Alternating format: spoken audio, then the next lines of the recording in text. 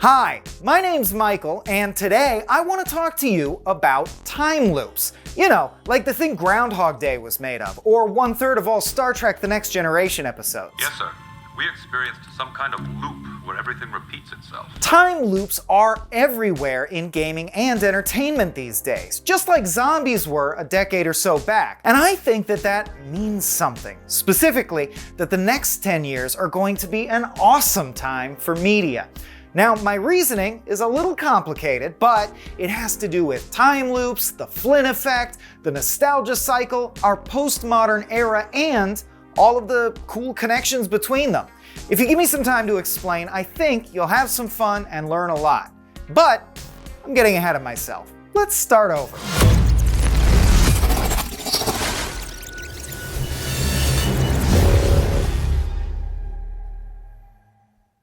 Hi, my name's still Michael, and today I want to talk to you about time loops. You know, like the thing Groundhog Day was made of, or 1/3 of all Star Trek The Next Generation episodes. We think we're stuck in a specific fragment in time and that we've been repeating that same fragment over and over again. Time loops are everywhere in gaming and entertainment these days, and I can prove it. Between 1980 and 2009, Wikipedia lists 18 film releases about time loops. Between 2010 and now, 36. That's twice as many time loop movies in a third of the time. I'm talking about movies and series like Palm Springs, ARQ, Happy Death Day, Primer, Looper, The Endless, Russian Doll, Source Code, Predestination, Edge of Tomorrow, the list goes on. Endless looped time. And the same is true in gaming, with time loop-based games like 12 Minutes, Deathloop, Quantum League, Outer Wilds, Minit, Quantum Break, and others on the rise. It's obviously a good time for time loop-based storytelling. But why? Well, before I explain why I think this is important, I'll let Danny Rubin, co-screenwriter of Groundhog Day, do it for me. He says, "When I first came up with the idea, it was just a structural trick, offering lots of fun scene opportunities. But I didn't actually write the screenplay until a couple of years later when I was thinking about immortality and how a person's life might change if they lived long enough. I could have a character experience eternity as an endlessly repeated day. Now the story was no longer just a structural trick, but it was about a long human life." So, even the godfather of time loops thinks that there's more here than meets the eye. Trends in storytelling can tell us a lot about ourselves, our shared values, and our place in the world. Mr. Rubin puts it this way: "Clearly, the global pandemic has forced most of us into a much more restricted daily life. That puts focus on the routines and even the thought patterns that we repeat. I think the political impulses that we're seeing emerge around the globe are also bringing to mind the loops of history." Now, there are a lot of reasons time loop stories could be said to resonate with modern audiences, but what does their overall hotness right now say about our unique place in all of pop cultural history? What can we learn about ourselves, our storytelling tradition, and what comes next? Is it mere coincidence? Or a manifestation of the Flynn effect combined with natural selection of mimetic story chunks and our postmodern obsession with an accelerating cycle of nostalgia? Well, I think it's the third one with all the technical sounding jargon in it. But I'm getting ahead of myself. Let's start over. Again.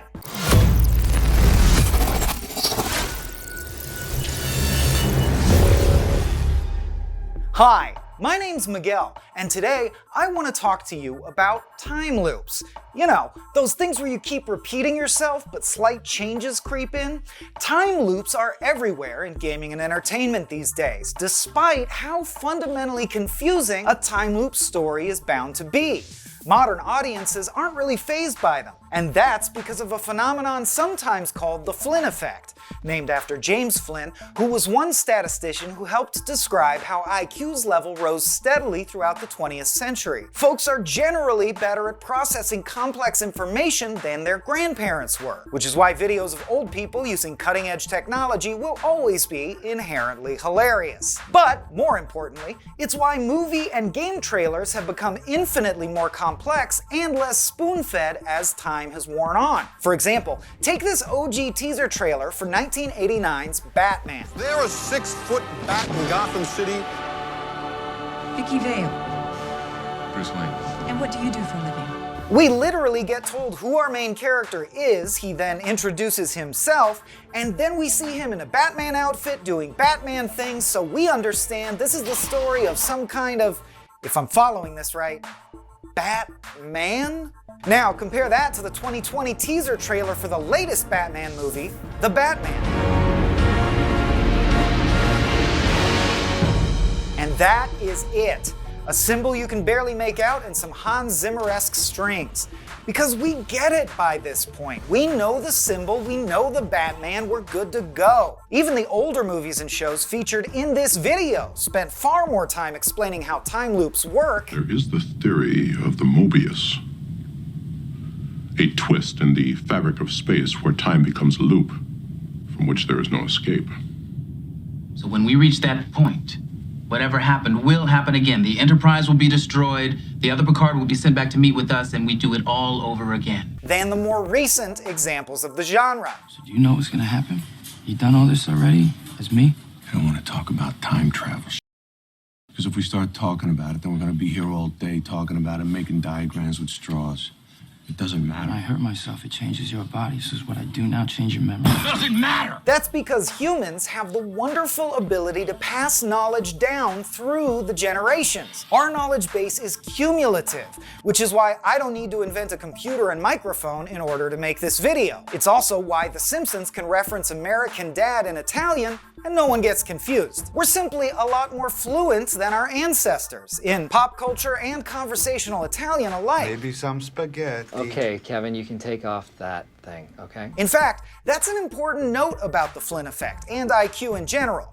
Ancient humans weren't dumb. They were simply working with less information. We've benefited from all those that came before us and all the great games and movies they invented and stories they told, which is why time loop stories no longer seem particularly confusing to a savvy gamer or modern filmgoer. As Balthazar Auger, lead game designer and game director of Quantum League, told me, we felt that the concept of time loops in film was entering the mainstream after starting to gain traction in the late 90s and early 2000s within indie or sci-fi niche productions.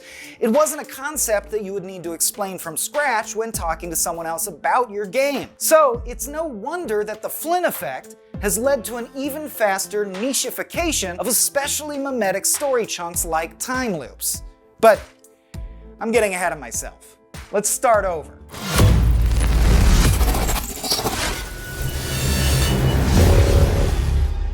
Hola, me llamo Miguel, y este día I want to hablar to you about time loops.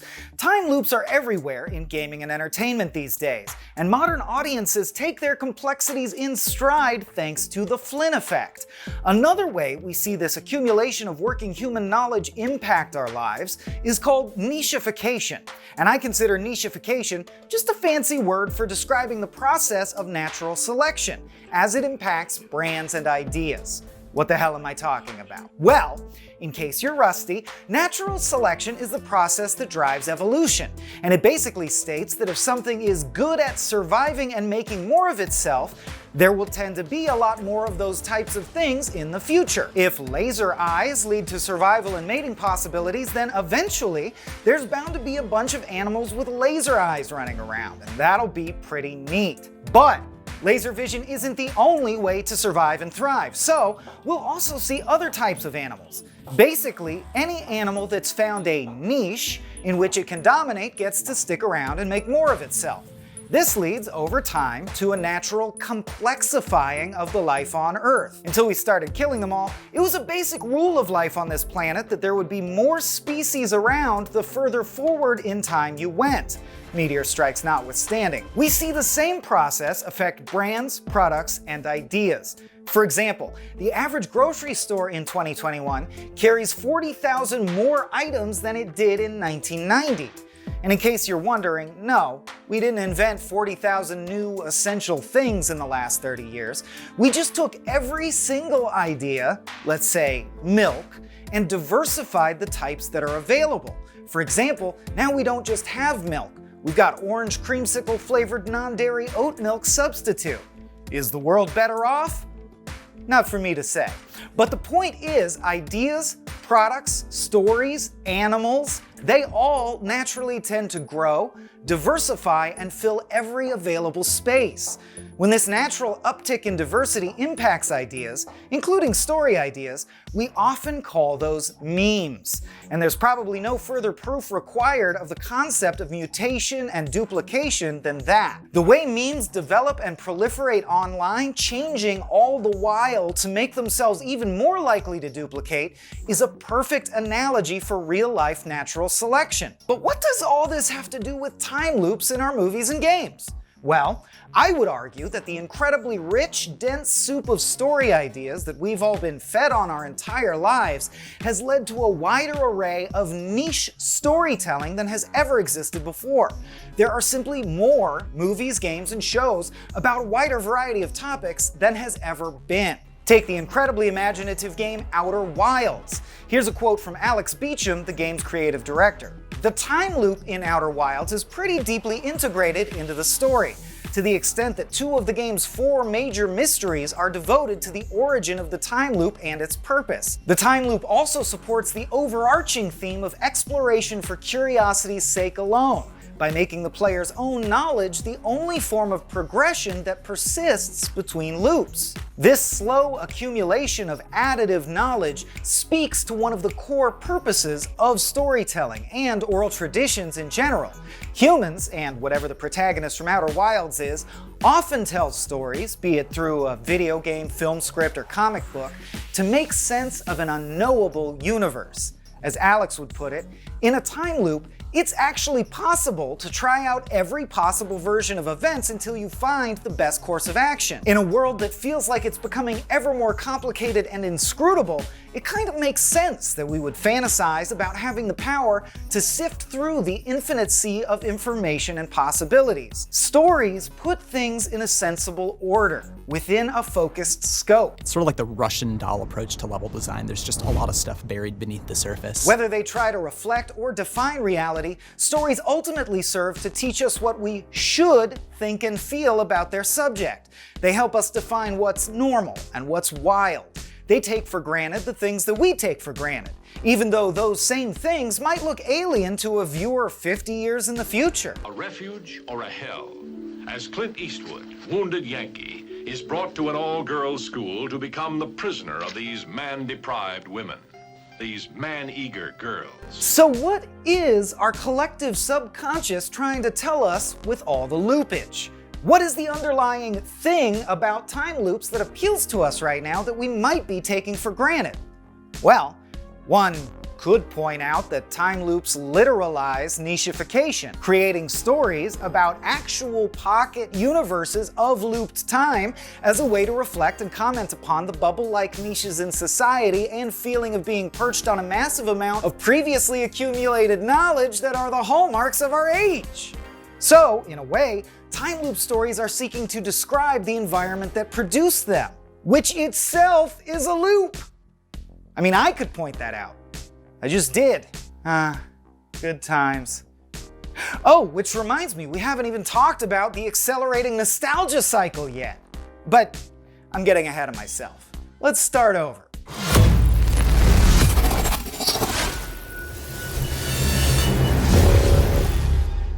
Hola, me llamo Miguelito, y ahorita I want to talk to you just a little bit about time loops. Nuts. Time loops are everywhere in gaming and entertainment these days, and modern audiences take their complexities in stride thanks to the Flynn effect. Similar effects have left the storytelling landscape deeper and more fractured than ever. Yet, above the fray, storytellers of every stripe and background are settling on the very unique structure of looped time to convey their message. So the question must be asked, why so time loop, Batman? Part of it has to do with nostalgia and the way that we engage with nostalgia. In fact, nostalgia is an incredibly useful device in the human behavioral kit. That little joyful tickle in your member berries when you feel nostalgic, that's actually your brain releasing dopamine as a reward for you engaging in the act of remembering. See, dopamine is the body's way of incentivizing behaviors, and there's a very good reason that natural selection has left us with warm, fuzzy feelings surrounding the revisiting of precious and old memories. As the team behind time loop game Minit put it, there's something to be said about having a loop that is enjoyable and different, yet familiar at the same time. There's something about routine that just works well with the human mind. Humans are naturally lazy beings, and without that dopamine hit, it's unlikely we would find ourselves reminiscing quite so frequently. And reminiscing, literally practicing encoding long-term memories in your brain, helps you get good at remembering. Because remembering is a skill, people. According to neuroscience, it's a physical act of telling yourself a story. You don't call memories up like files from a hard drive so much as you recite the tale of your memory to yourself once again, enshrining and encoding that memory as important to you, your survival, or your happiness. In other words, nostalgia is the brain's way of tricking you into exercising your ability to remember. And that, in turn, gives you access to all of that accumulated human knowledge we were talking about. After all, you can't access useful knowledge unless you store it, right? That's why very positive memories, very formative memories, and very negative memories tend to persist. Our brain has tagged them as crucial info. In the first case, crucial to our happiness, in the second, crucial to self-understanding, and in the last, crucial to survival. Another important note about the nature of nostalgia and modern technology's effect on it, it's getting faster. Now, you've probably heard this observation or joke before, but it's absolutely true. There was a notable nostalgia for the fashion and culture of 1950s America in 1980, a similar obsession with 60s culture by 1985, nostalgia for the 80s was itself big by 95, and by 2005, we were already loving the 90s. Case in point, when I was a tween, the big movie franchises I was excited for were The Matrix, Dune, and Mortal Kombat. Now that I'm 35, they're Matrix 4, Dune, and Mortal Kombat. Get over here! The issue with constant revamps, remakes, reboots, and other forms of story archival is that we'll eventually run out of it. You can't be nostalgic for the future yet, or we'd all be dressing like desiccated polar bears. All you can do is dig into the past, then the more recent past, then eventually you reach a point where the act of remembering is done in the present tense and encompasses all time. Here's Balthazar of Quantum League again. During development, I'm sure that everyone felt that events around the world during the last decade were accelerating at a speed that meant that one would need multiple timelines to truly grasp or try to fix them. Which is why I think the general public responded well to games in which they could freely go back to the start and start over with more knowledge than before and gain full mastery of a complex, evolving situation. So time loop stories, in a way, fulfill the dream of being able to live within a reality of our own choosing, to reach back in time and set things right, take bits of the past we like and recombine them until the present is as we want it. When you apply that same mixing and matching concept to creating art or telling a story, we call this state of being postmodernism. But I'm getting ahead of myself. Let's start over.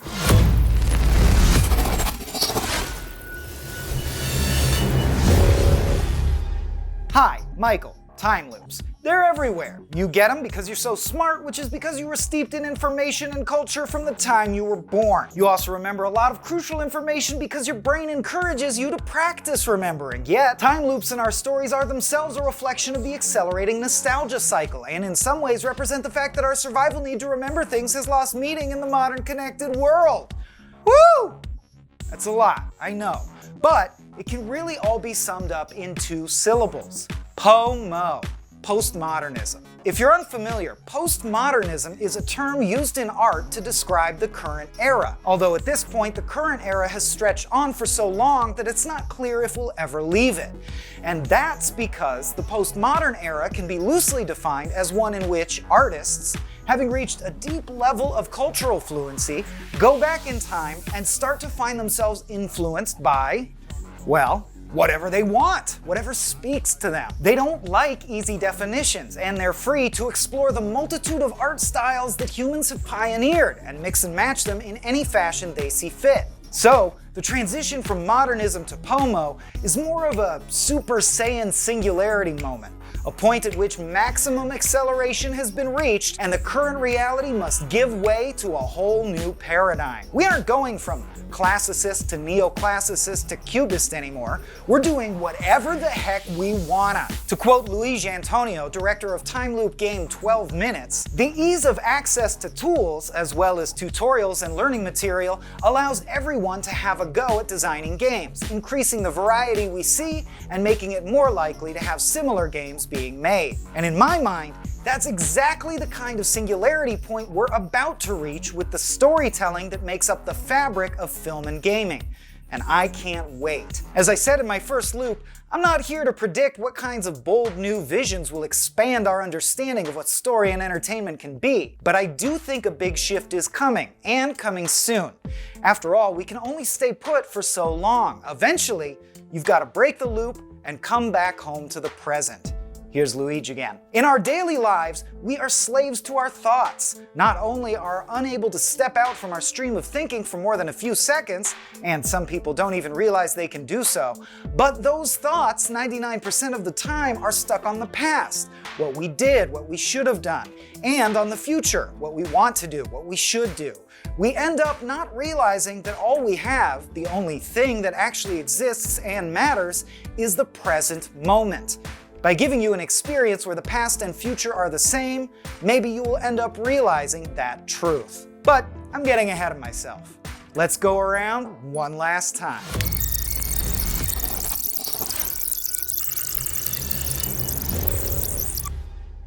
Hi, I'm Michael, and today I want to talk to you about time loops. They only gave me 2 minutes though, so we'd better get started. Time loops are everywhere in gaming and entertainment these days, which is notable considering the extreme nicheification of storytelling over the last 50 years. I also think it's reflective of our current relationship with remembering and with story. If nostalgia and natural selection encourage us to cram ourselves and our stories with ever more information and multiply our niches until we've told every kind of story we can in every possible fashion, then it's reasonable to assume that we're currently on the verge of a tectonic shift in storytelling modes. We don't know what that future will look like yet, but the accelerating nature of our postmodern world demands more creativity than ever before. And time loop stories are one way we're exploring that idea. It often feels like we've heard every story there is, so finally we've started to tell the story about living the same stories over and over. Because in a way, that is our modern storytelling tradition, to cover every exit, to iterate on every angle, because we can. Didn't like Thor? Try Iron Man. Too mainstream? Give Brightburn a shot. Hate superhero culture entirely? The Boys might be more your speed. Find The Boys too vulgar? Invincible tackles the same concepts in a slightly less grungy way.